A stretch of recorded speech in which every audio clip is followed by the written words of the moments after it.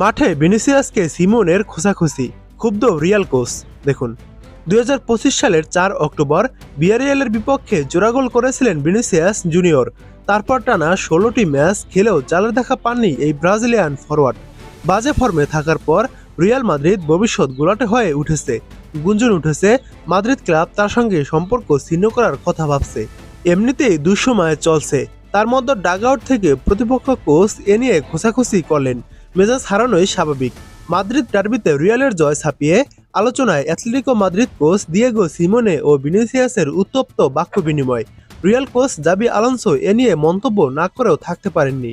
TV ফুটেজে দেখা গেছে টাচলাইনে দাঁড়িয়ে সিমোনে ভিনিসিয়াসকে বারবার বলছিলেন যে রিয়াল প্রেসিডেন্ট ফ্লোরেন্তিনো পেরেজ তাকে ছাঁটাই করতে যাচ্ছেন।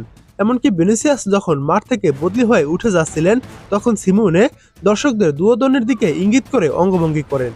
অ্যাটলেটিকো কোচের আচরণ সম্পর্কে প্রশ্ন করা হলে জাবি আলোনসো বলেন, আমি এটা পছন্দ করিনি।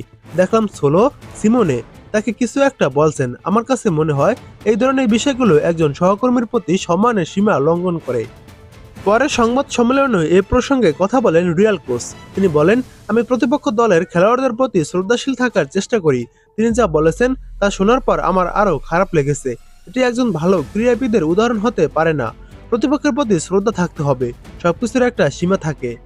এই ঘটনার জেরে রেফারি সিমোনে ও ভিনিসিয়াস জুনিয়রকে উভয়কে হলুদ কার্ড দেখান। সিমোনে ভিনিসিয়াসকে ছাঁটাই করা নিয়ে করা মন্তব্য অস্বীকার করেনি, তবে বিস্তারিত কিছু বলতে রাজিও হননি। তিনি বলেন, আমার কিছু বলার নেই। আমি খেলোয়াড় জীবন থেকেই বলে আসছি, মাঠের কথা মাঠে থাকাই উচিত। আমি রিয়াল মাদ্রিদের সব খেলোয়াড়কে অনেক শ্রদ্ধা করি। অন্যদিকে রিয়াল তারকা ও ম্যাচের প্রথম গোলদাতা ফেদে ভালভার্দে বিষয়টি ফুটবলেরই অংশ হিসেবে দেখছেন। ফুটবলার এবং কোচদের মধ্যে কিছু নিজস্ব নিয়ম বা কোড থাকে। এটি একটি ডার্বি ম্যাচ, তাই এমন উত্তেজনা থাকবেই। গুরুত্বপূর্ণ বিষয় হলো এটি যেন মাঠের মধ্যেই সীমাবদ্ধ থাকে।